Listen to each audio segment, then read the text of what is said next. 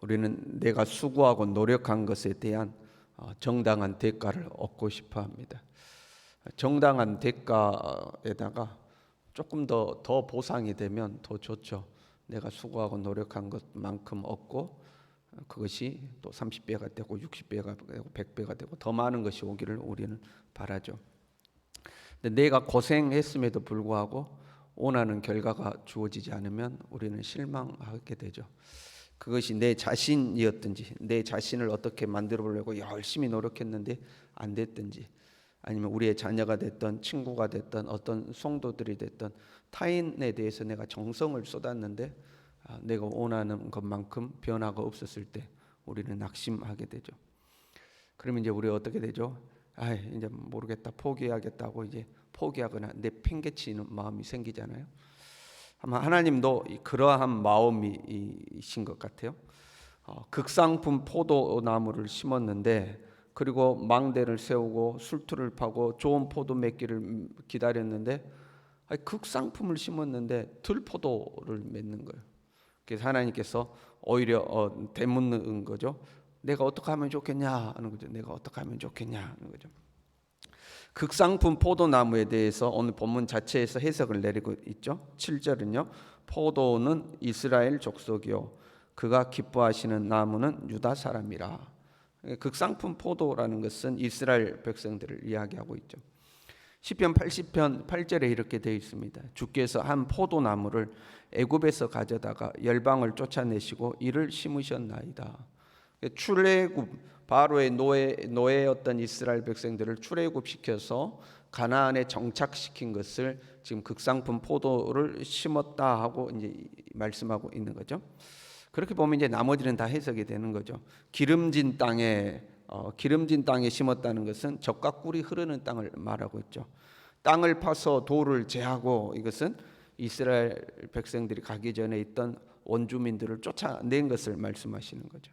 망대를 세웠고 또 그 안에 술틀을 팠도다 하는 것은 이스라엘의 공동체, 국가 공동체를 하나님께서 그곳에 이루셨다 하는 것을 의미하고 있는 거죠. 하나님은 그렇게까지 해서 이제 극상품 포도나무를 심고 열매 맺기를 이제 기다리고 계시는 거예요. 하나님은 항상 극상품을 심은 거죠. 항상 극상품을. 에덴 동산을 창설하시고 그 안에 사람들을 주시죠. 하나님 보시기에 심이 좋았죠. 하나님 심이 좋은 걸 주시는 거예요. 그럼에도 불구하고 아담과 하와는 생육하고 번성하고 땅에 충만하라고 주님이 복을 주셨지만 선이 충만해지는 게 아니고 악이 생겨나기 시작했죠. 노아 홍수 후에도 하나님은 사람들에게 생육하고 번성하라고 축복하시거든요. 그런데 그 이후에 바벨탑 사건이 나오고 사람도 죄악이 번성하는 것을 보게 됩니다. 지금 이제 이스라엘 백성들도 마찬가지인 거죠. 가나안 땅에 심으시고 그곳에서 하나님의 백성으로 생육하고 번성하기를 원하시는데 극상품을 심어놨는데 자꾸 들포도를 맺는 거죠. 여러분, 극상품 포도를 심었으면 극상품 포도가 열리는 게 자연스러운 거 아닙니까? 그게 정상 아닙니까? 그런데 왜 극상품 포도를 심었는데 들포도가 열릴까요? 변질된 거죠. 변질된 거죠. 레위기 19장 19절에 이렇게 말씀해요. 너희는 내 규례를 지킬지어다. 네 육축을 다른 종류와 교합시키지 말며 내 밭에 두 종자를 섞어 뿌리지 말며 두 재료로 직주한 옷을 입지 말라. 섞지 말라 하고 하나님 계속해서 강조하죠. 섞지 말아라, 섞지 말아라. 그런데 극상품 포도나무에다가 뭘 섞어 놓은 거예요? 들포도를 섞어 놓은 거죠. 덧붙임을 극상품 포도에다가 들포도를 이제 덧붙임한 거라고 이해하면 되겠죠. 하나님은 이스라엘 백성들을 하나님의 순결한 백성으로 가나안 땅에 정착을 시켰는데, 이 이스라엘 백성들은 그 가나안 땅에서 이방인들과 이제 섞이기 시작한 거죠. 그러니까 거기에서 들포도가 생겨나는 거죠. 하나님은 그 창조하실 때도 극상품을 심으셨고 이스라엘 백성들도 지금 극상품을 심으셨고 신약에 와서도 하나님은 이제 포도나무를 심으시는 농부로 표현이 되죠. 요한복음 15장에 보면요, 내가 참 포도나무요 내 아버지는 농부라. 하나님은 아직도 포도나무를 심고 계시는 거예요. 극상품 심겠죠. 너희가 과실을 많이 맺으면 내 아버지께서 영광을 받으실 것이다 하고 이야기하고 있습니다. 예수 그리스도를 이 땅에 보내신 것은 지금 예수님 말씀하시는 거잖아요. 내가 참 포도나무요. 예수님이 포도나무죠. 어떤 포도나무보다 극상품 아닙니까? 예수님은 극상품 중에 극상품 포도나무를 누가 심으셨어요? 하나님이 심으셨죠. 인류를 구원하기 위해서 예수 그리스도를 이 땅에 보내주신 것을 포도나무를 심는 것과 비유하고 있는 거죠. 더 이상 이 사람에게는 희망이 없는 거죠. 원래는 하나님이 극상품을 심어놨는데 우리에게서 자꾸 이제 들포도가 나오는 들포도 열매가 맺히는 거 아니에요? 그러니까 하나님께서 가장 극상품 중에 극상품인 예수 그리스도를 이제 이 땅에 심으신 거죠. 그리고 이제 우리는 그 가지에 덧붙임이 된 겁니다. 접붙임 된 거예요. 예수 그리스도라는 극상품 포도나무에 우리가 접붙임이 되었죠. 우리도 이제 극상품 포도나무가 된 겁니다. 예수님을 믿는 우리는 극상품인 줄로 믿습니다. 이제 우리는 극상품이 된 거예요. 그 다음에 이제 우리가 뭐 해야 되겠어요? 우리도 이제 열매를 맺어야 되죠. 보세요. 내가 참 포도나무에 내 아버지는 농부라 하시면서 너희가 과실을 많이 맺으면 내 아버지께서 영광을 받으실 것이요. 그러니까 열매는 뿌리에 맺히는 것도 아니고 줄기에 맺히는 것도 아니고 가지에 열매가 맺히잖아요. 우리의 삶 속에서 우리도 이제 열매를 맺어야 돼요. 극상품 포도나무니까 무슨 열매 맺어야 돼요? 극상품 포도 열매를 맺어야 됩니다. 예수 그리스도를 구주로 영접해서 예수님께 접붙임 되었으니까 우리 삶에 이제 열매가 맺혀져야 되는데 무슨 열매 맺혀져야 돼요? 극상품 포도 열매가 맺혀야 돼요. 그 극상품 포도 열매는 뭘 말할까요?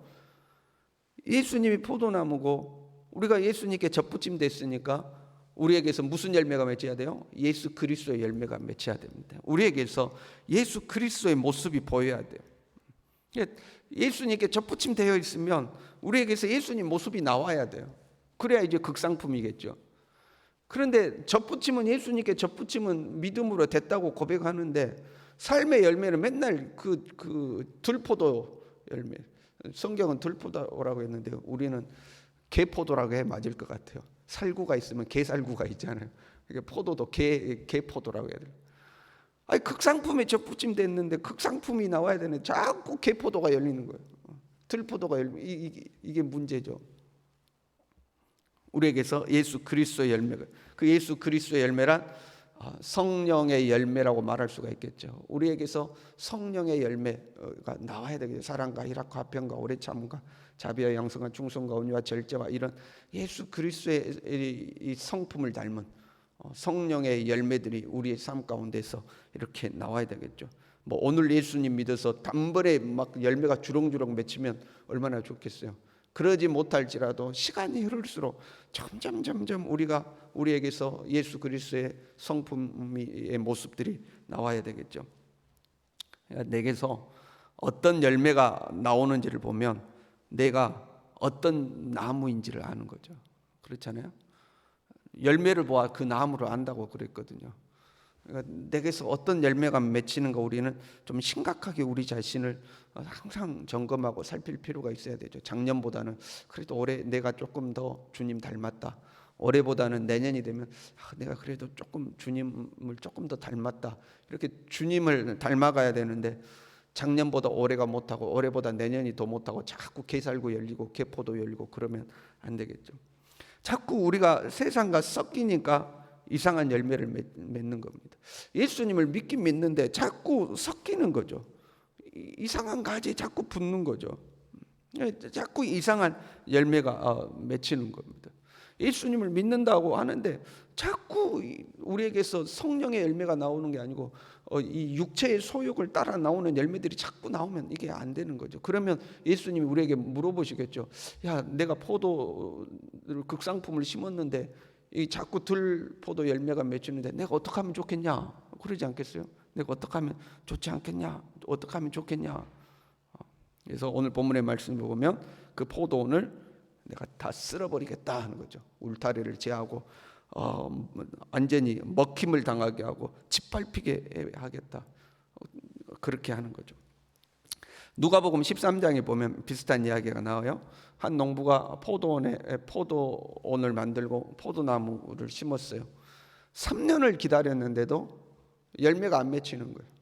그러니까 주인이 와가지고 그 일하는 일꾼에게 야, 내가 이게 포도원 심어놓고 3년을 기다렸는데 열매가 안 맺힌다.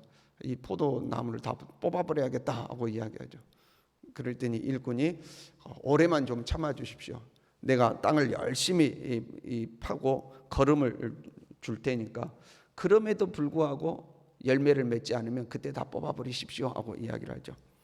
어쩌면 우리의 삶 가운데 이 열매가 맺히지 않을 때에 하나님 우리를 바라보실 때 이런 마음이겠죠. 더 이상은 안 되겠는데 하는 마음. 그러나 우리에게 주어진 마지막 기회일 수도 있는 거죠.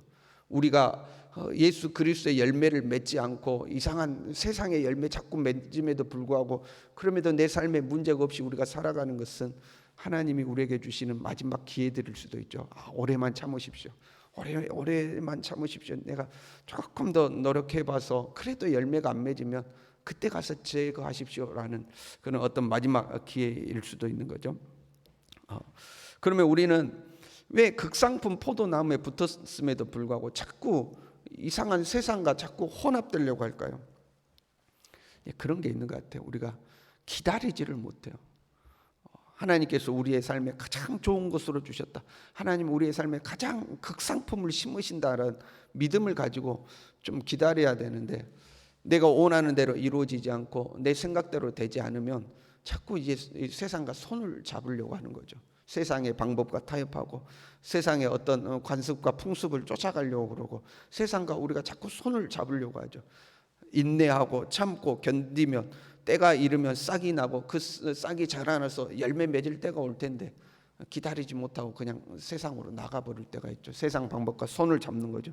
그러면 혼합돼서 극상품이 열리지 못하고 이제 개포도가 열리게 되는 거죠. 요한복음 15장 5절에 이렇게 되어 있습니다. 그가 내 안에 내가 그 안에 거하면 사람이 열매를 많이 맺나니 이렇게 되어 있죠. 어떻게 우리의 삶 가운데 예수 그리스도의 열매를 맺고 살 것이냐? 내가 주님 안에 주님이 내 안에 거하는 이 삶을 우리가 지속적으로 살아야 되는 거죠. 오직 예수 그리스도께 딱 붙어서 세상이 어떻게 변할지라도 오직 예수님께 딱 붙어가지고 떨어지지 아니하고 오직 내가 주님 안에 주님이 내 안에 우리가 거하면 결국에 많은 열매를 맺게 되는 줄로 믿습니다. 오직 예수로 살아가는 우리 될 수 있기 바랍니다. 기도하겠습니다.